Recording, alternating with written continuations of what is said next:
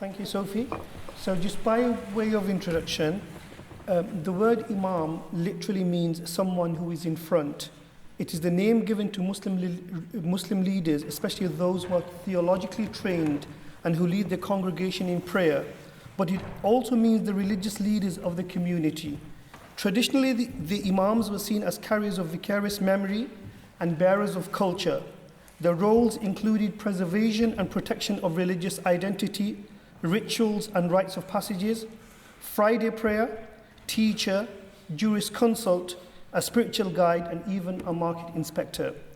Today in Britain, with the top-down pressure, mainly as a result of the preventing violent extremism strategy, a good imam, as opposed to bad imam, is seen as someone who is a bridge between Islam and the wider society, who is able to discuss international and local politics, deal with youth issues, are accessible to everyone, have excellent mosque management skills, have pastoral skills, are marriage counselors and experts on Islamic finance and medicine. They embody civic virtues, have interfaith tolerance, involved in inner city regeneration, are agents of national integration, and are waging jihad against the extremist. We today have Mufti Bilal here, Imam of Masjid Abu Bakr in Grangetown, who will tell us about his lived experience as an imam in the local Muslim community. So, for start, Mufti Bilal, can you please tell us a bit about your background, your religious background? Yep. My background, I guess, is more, it has a common theme with a lot of Asian backgrounds, where our grandparents came here in the 60s and the 70s, but my grandfather actually, he was a scholar as well himself, and he studied in the prestigious Darul Uloom Deoband, which is an Islamic institute in Deoband in India, and he studied there in the mid-40s, and later in the 50s he also taught there for about 8-9 years. So he came with my family. He came to the UK in the early 70s, and fast forward 12 years, I was born in Bolton, and then we kind of moved to Cardiff. So I was kind of raised in Cardiff for about 10 years. I attended our local primary school, which was Albany Primary School in Roath. And then in 2000, they kind of moved back, and I moved back again 6 years ago. So it's been a kind of runaround between Bolton and Cardiff for myself. Religiously, my father, like I say, my grandfather was a scholar, and he kind of made all efforts to bring his family up in an Islamic manner, and pass that same tradition on to my parents, my father especially.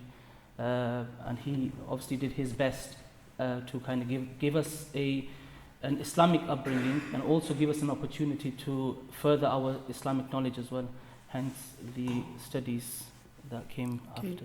So where did you train to become an imam? Well, we don't specifically train to become imams, but in the sense, what we do is we go to seek further knowledge in Islam and to further ourselves in knowledge. So initially I went to, in 1997, I was about 11 years old. I travelled from Cardiff to Blackburn. There was an institute there, it's still there at the moment. It's a very, very prestigious Islamic school. And I went through the memorization of the Quran in that institute. And then in 1999, I moved from there to Bolton. There was an Islamic school there as well, a boarding school. And I did my classical, you can say, Islamic studies for a period of 7 years. Sorry? What did that consist of, your classical studies in Islam? It begins with, obviously, as all studies do, with language. So it began with Arabic language for 2 years. With that, you begin to study the traditions of the Prophet. It starts off basic, and then it evolves as we go along, and it gets more complicated as you go along. You also do jurisprudence, which is rulings on different aspects of life. So you study all that, and you also study principles, and this is something very important, that you study principles on how scholars in the past derived rulings from the original sources of original Islamic sources, namely being the Quran the holy book of Muslims, and also the traditions of the Prophet. So you study those principles, and you also study Aqidah, which is belief of a Muslim in depth and in detail, and how it kind of developed over the times, and how the scholars of the past, they worked hard to preserve those beliefs, and there are numerous books written on those subjects. So this is a kind of classical study where you study language, the Quran is commentary, you study hadith of the Prophet, you also study principles of scholars used by scholars to derive rulings, etc. Can you just describe to us a typical day in your Darul Uloom life? What is a typical day? A typical day. The day actually revolved around our classes. That's how the day kind of. So we would go to class 8 in the morning, and lessons would continue until 4 in the afternoon, with obviously breaks in between.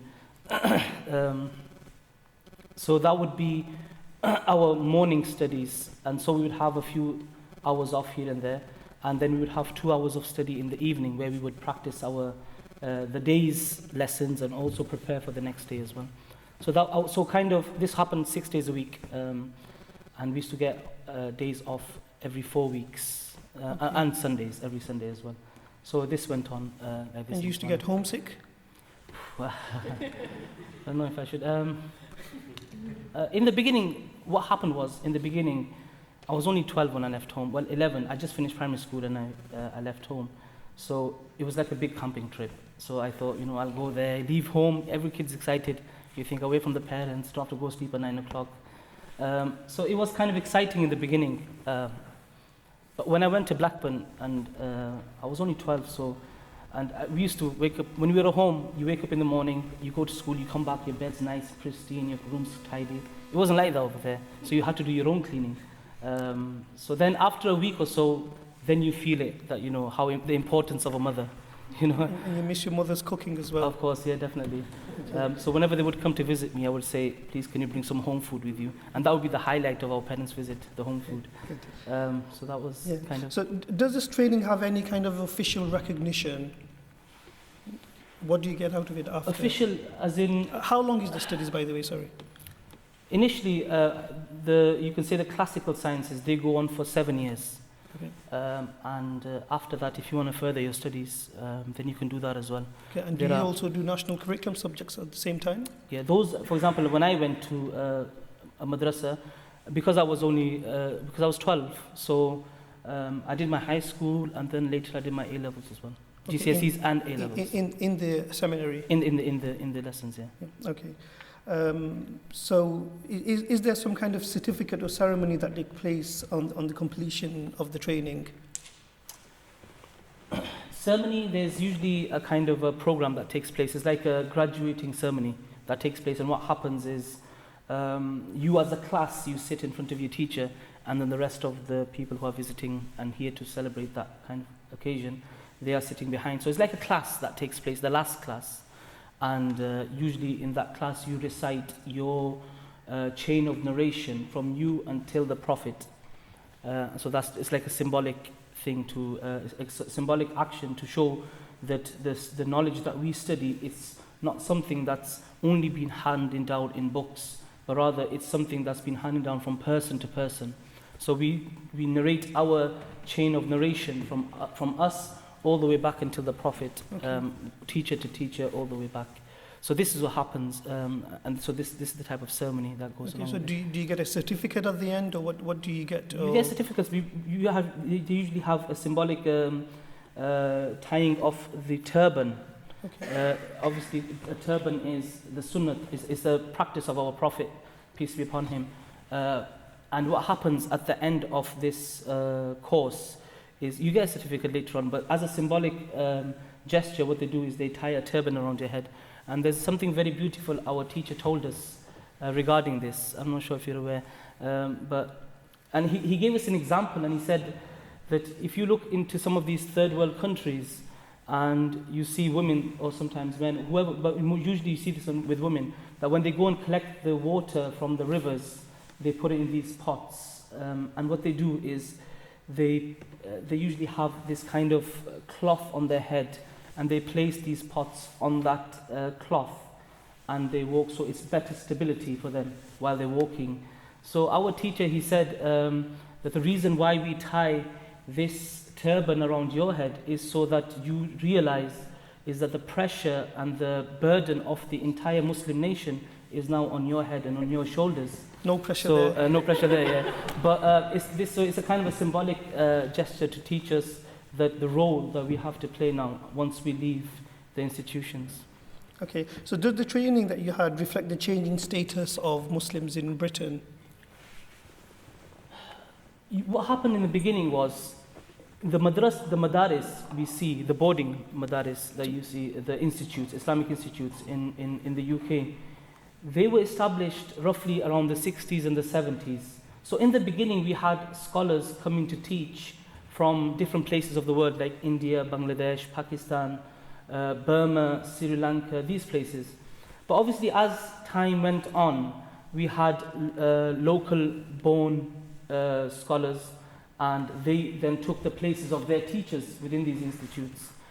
So I guess answering your question, I would say that because most of our teachers, with the exception of one or two, were well aware of the situation in the UK and the changing status of the community, etc. So they would always highlight points for us and explain the different things that are happening around the world, etc.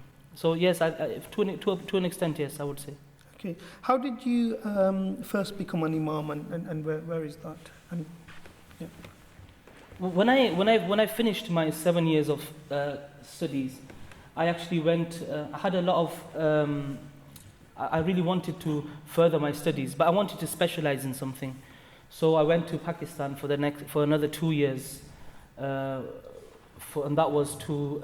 In Arabic, it's known as takhasus fil fiqh, and that's specializing in jurisprudence, rulings. I thought to myself that because it's the most practical thing in the community, rulings and life, and things which are lawful and unlawful and things. So I went to further my studies in that. But so in my mind, I never actually thought of becoming an imam in the beginning. I thought I would go into, much like yourself, I thought I would go into academia, get a degree, go into university, etc. But an opportunity came about, and here I am. Can you tell us a bit about this opportunity? There's an interesting story to this, I remember. Well, it's not really interesting. It's more of a coincidence. It started from a haircut, I usually say.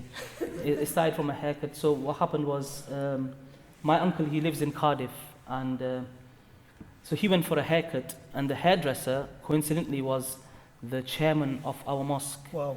And so they got talking during his haircut, and he mentioned that we're looking for a new imam, someone who can speak English, etc. So my uncle said, I've got one, I've got my nephew, he's in Bolton, he's just finished, etc. So they got talking, and then I talked to my parents about it, my teachers, they advised me, and then I kind of took the step. But even though in the beginning, I don't think in the back of my mind, because I thought to myself, an imamate or the role of an imam is a very, very, it's too great for me. Because of the pressure in a sense and the kind of responsibility that you have as an individual as being an imam.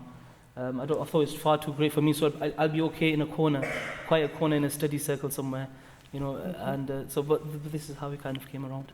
Okay, so your future was secured in a barber's salon? In a barber's salon, yes. Wow. So it started from a haircut. So could you tell us a bit about your role as an imam? How would you describe your typical day? Again, imams, their days usually revolve around the 5 daily prayers. There's an imam, then he'll be bound to the mosque because of the 5 daily prayers. So I think that's what kind of our day revolves around, the 5 daily prayers. And obviously we have other responsibilities, like we have the teaching of children. Like for example, in our mosque, we have over 280 children that come every day for 5 days a week, and they come for 3 hours, and they learn how to recite the Quran in Arabic, we teach them basic information about Islam, etc. And out of those 280, 40 of them actually learn to memorize the Quran, so that's part of our duty as well during the day. Also other duties which are part of our kind of main duties are the talks, that we usually have a few talks during the week. The main one being on Friday, the Friday sermon.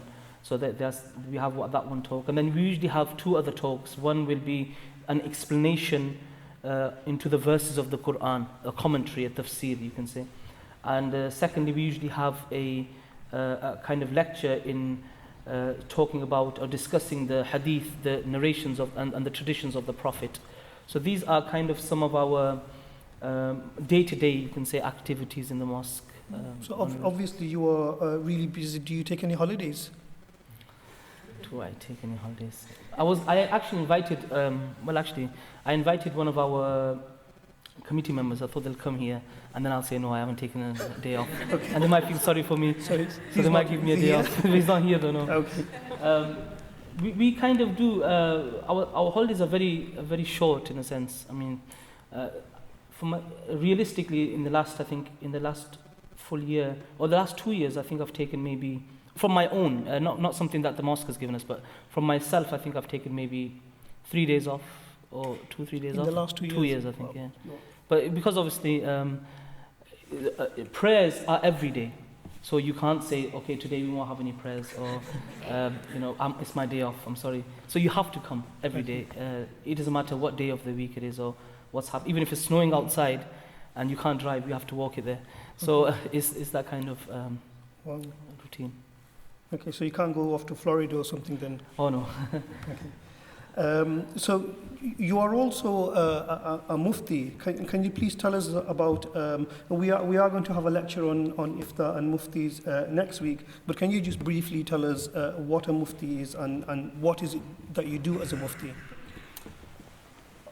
I think in the past maybe 5 to 10 years, the word mufti or fatwa, it's kind of been, there's a stigma attached to it, that a fatwa only means when you have to kill someone, or you have to, chop someone's hand off or someone's feet off.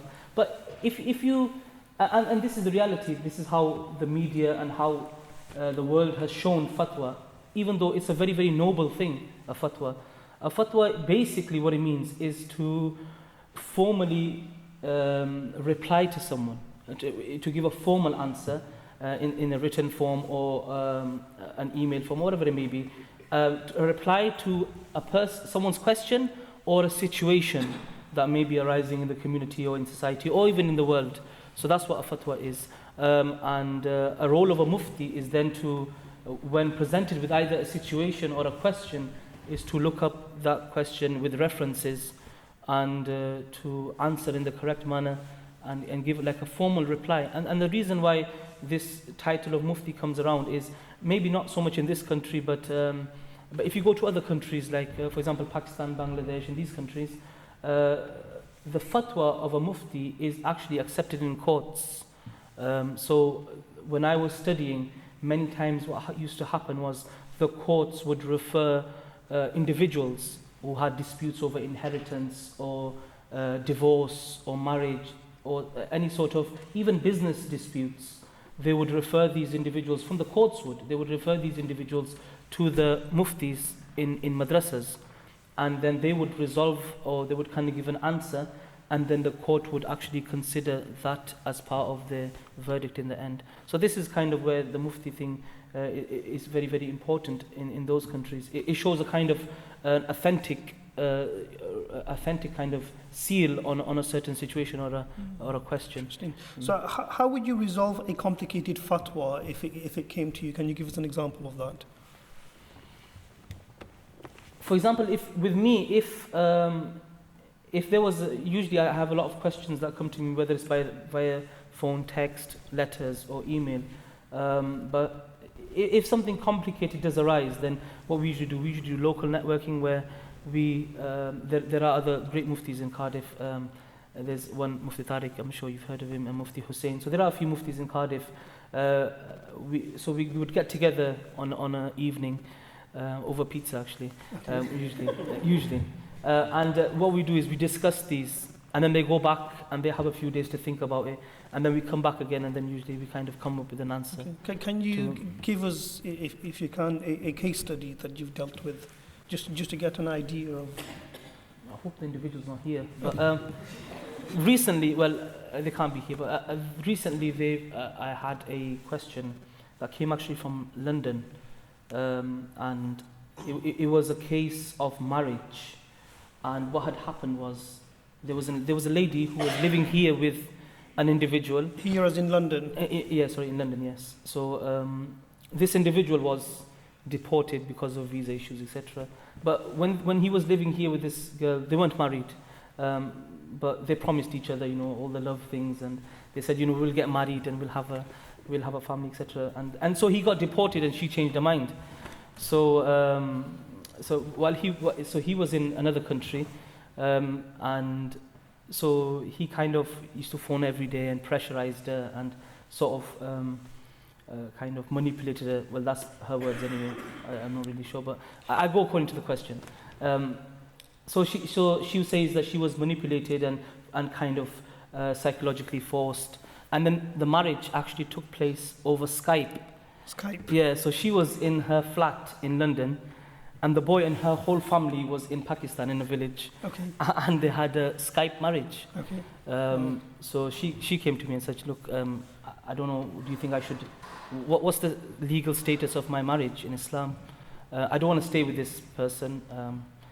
So I said, I'll tell you the legal status, and whether you want to stay or not, obviously it's up to you. So this is kind of the kind of questions sometimes. What is that really come from you. interesting, Mufti Bilal, is that I'm sure there are many muftis in London. Why is she coming to you in Cardiff? I don't know if I'll answer. Well, no, the reason why is because one of the reasons why I think is usually this happens.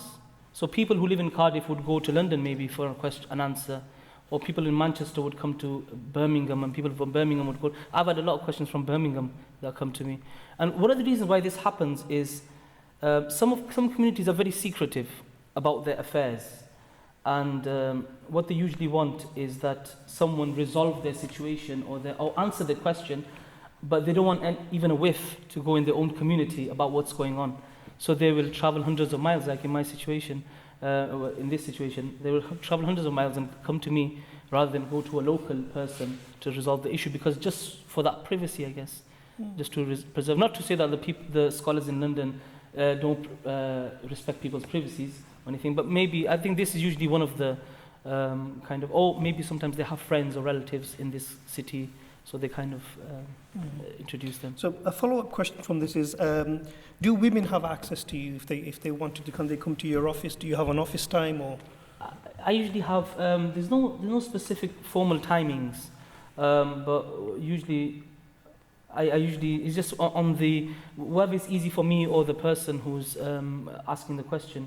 So, for example, in this situation, the person answering your question, whether if women can come and ask this lady, obviously this was a lady, and she came from London. Oh, she came. Yeah, so she it came wasn't from over the phone. No, she came from London, and we spoke face to face, and yes, there is over the phone or email or whatever it's easier, however comfortable the other person feels usually. Okay. Kind of So do people come to you only for religious advice and fatwas, or do they also come for pastoral care as well? Majority of the time, I think, is advice rather than fatwa or questions. Okay, can you give us some examples? What I've noticed is that it changes.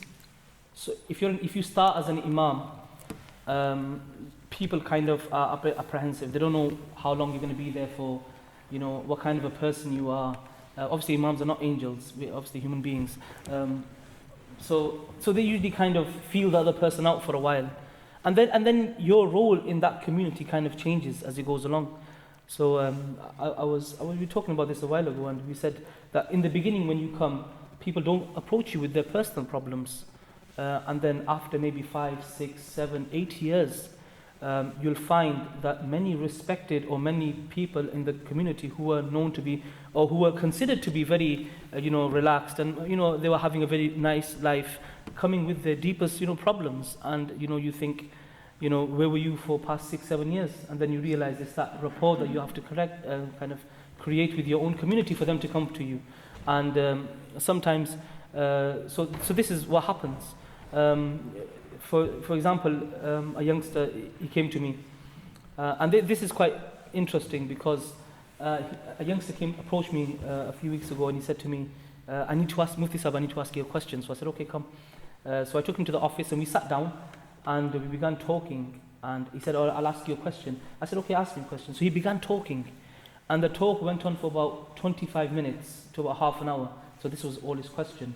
And then so I was like, yes. So occasionally I would say yes, I would make a grunting noise to acknowledge that I'm listening to your talk. And then he actually got up, and then he said, oh, thank you very much, Mufti Sahib, for your time. And he walked out. But obviously I understood that he didn't want an answer because he knew his answer.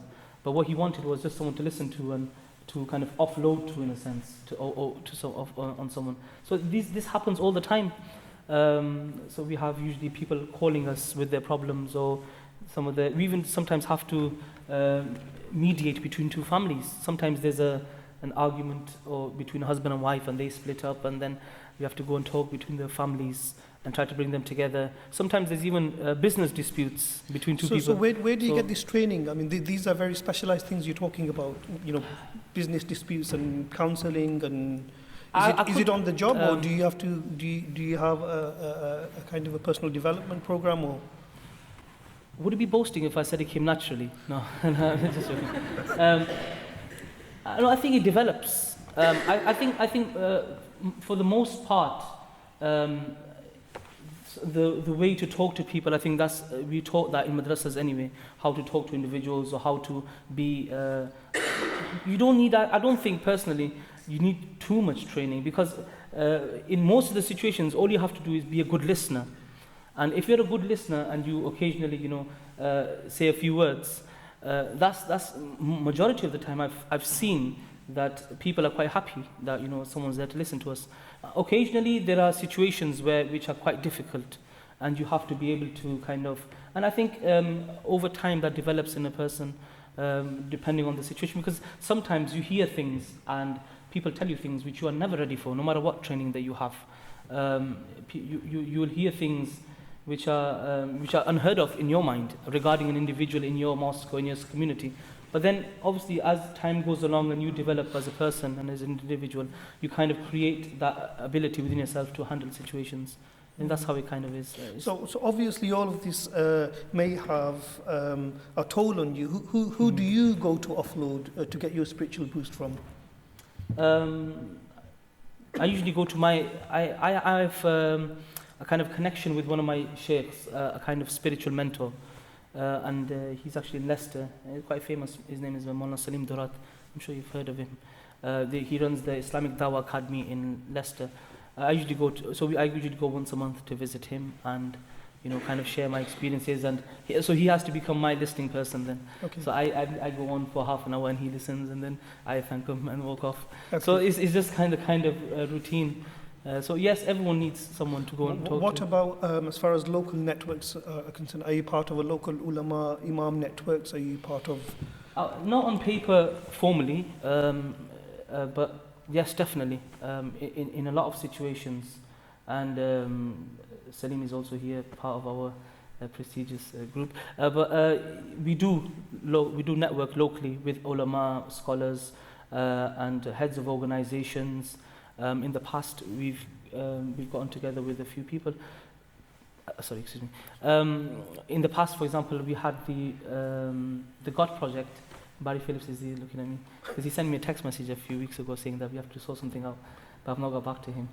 So anyway, we had the God Project, which was the Get On Together project. So we kind of got together for that as an example to create the leaflet, the counter-narrative leaflet.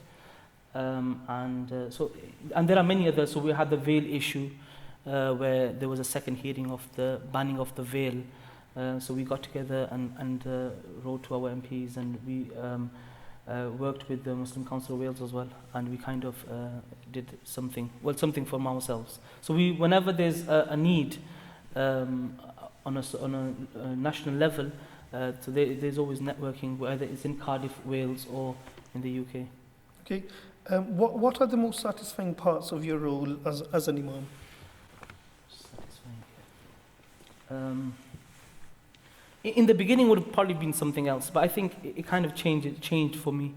But truly, what I feel for myself is the most satisfying for myself was that when you the feeling of this is amazing, that when an individual or a family or people come to you with their problems and you sit and you talk to them and you resolve their issue, and then you see their life change for the better.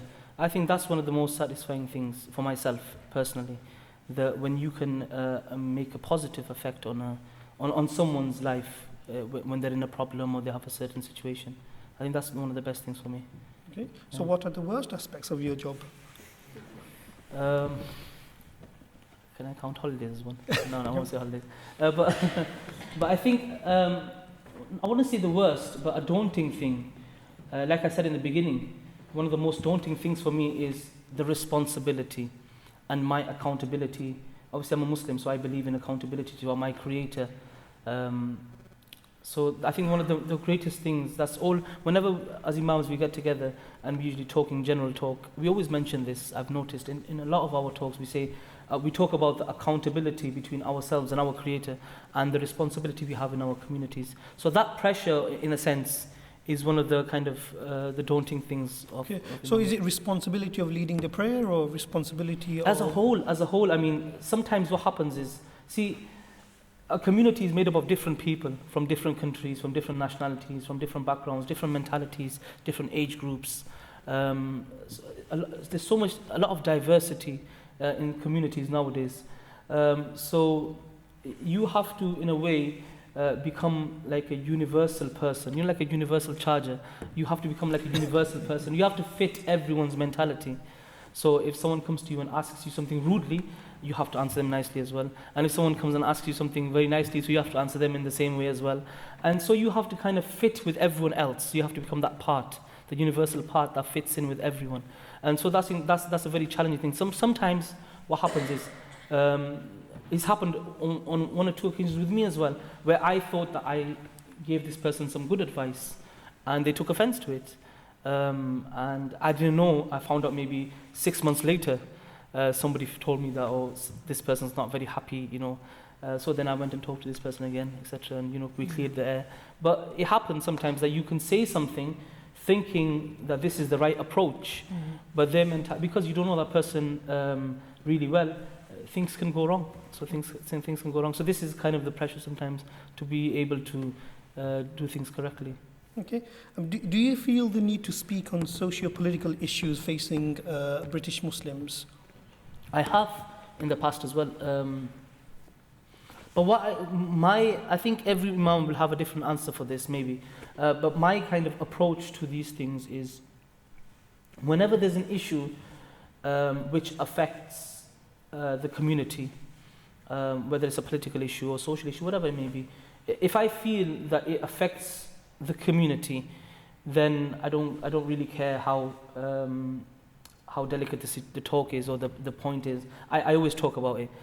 And sometimes what happens is, if I feel that there's something that the community needs to be aware of, then I also discuss that. But if I don't exactly talk about the EU referendum, or I don't talk about the split of Scotland and the independence, I don't talk about these things, but usually I try to go for things which are kind of connected to the community, and also things which may affect the community, etc. So that's the thing usually I kind of target. And to what extent do you think it is, you need to highlight issues concerning the Muslim Ummah on a global level outside this country? Do you think that falls within the remit of your job? Sometimes, yes, of course. For example, just a little example you can say, is we had some charity event for the orphans and the homeless of Syria.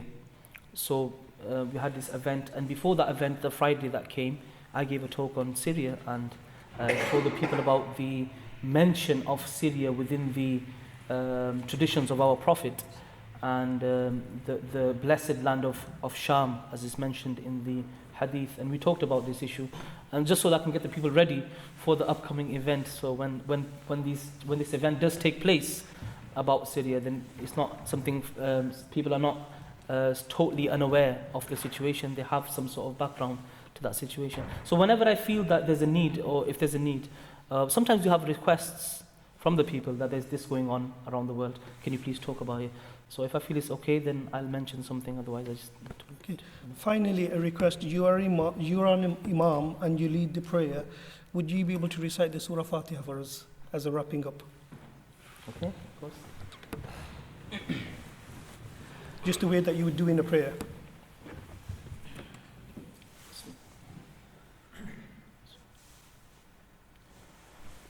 الحمد لله رب العالمين الرحمن الرحيم مالك يوم الدين إياك نعبد وإياك نستعين اهدنا الصراط المستقيم صراط الذين أنعمت عليهم غير المغضوب عليهم ولا الضالين آمين. Thank you very much, and Jazakumullah. So we'll give it up to Sophie. Very much indeed. Thank you so much.